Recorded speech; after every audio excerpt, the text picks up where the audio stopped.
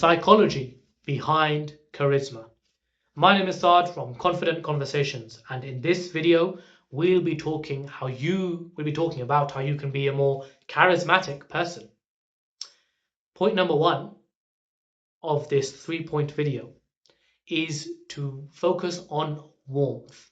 Now, charismatic people, they embody, they exude, they give off the strong vibe of warmth. They're approachable. They're nice to speak to. They're nice to be around. If you're a cold person, aloof, frowning, not smiling, people don't want to be around you. People don't want to listen. People don't want to pay attention to what you have to say. Conversely, if you're warm, if you're smiling, if you're full of energy, giving off good vibes, people want to listen, pay attention, and be around you. So this foundational principle of being a charismatic person is to embody warmth. Think of any person which you really like to be around, when you like to listen to them.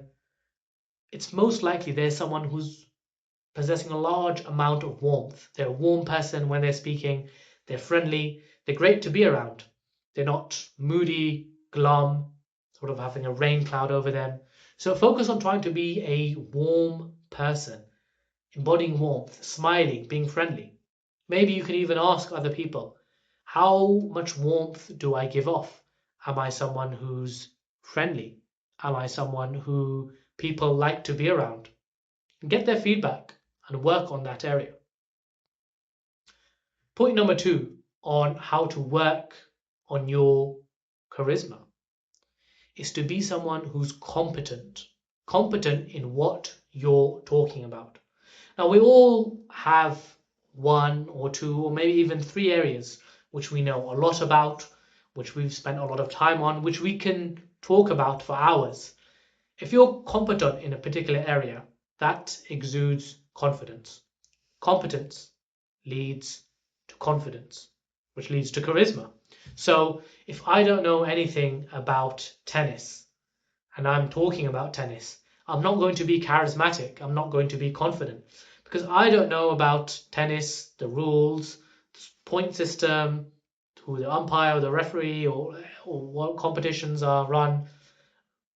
I don't know anything about this, so I'm not going to be confident and charismatic. But if I talk about a sport I'm passionate about, let's say I know a lot about weightlifting, I can talk about the different competitions, who the top weightlifters are, the different weight categories, the different exercises, how you can improve your strength and your difference between hypertrophy and strength and whatnot.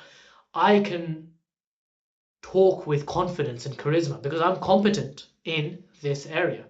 So make sure you are talking about topics which you're competent in, you have a large amount of knowledge and experience with. Now, everyone has this. You may think I'm not competent at anything.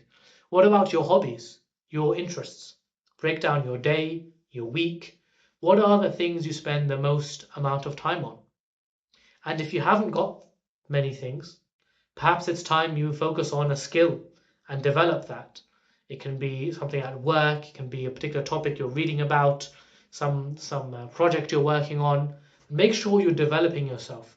You're upskilling yourself. That's key in life in terms of earning more money, as well as in communication when you're talking about a particular topic. So make sure you're competent. And the third point, in terms of being more charismatic, is connect with others. People love to hear you wanting to know about themselves. People love talking about themselves.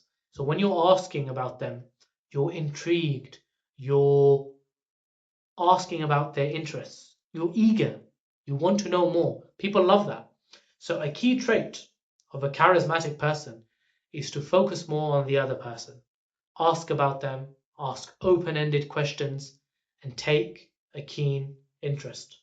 Those are the 3 principles to become a charismatic person. Give it a go and let me know what you think.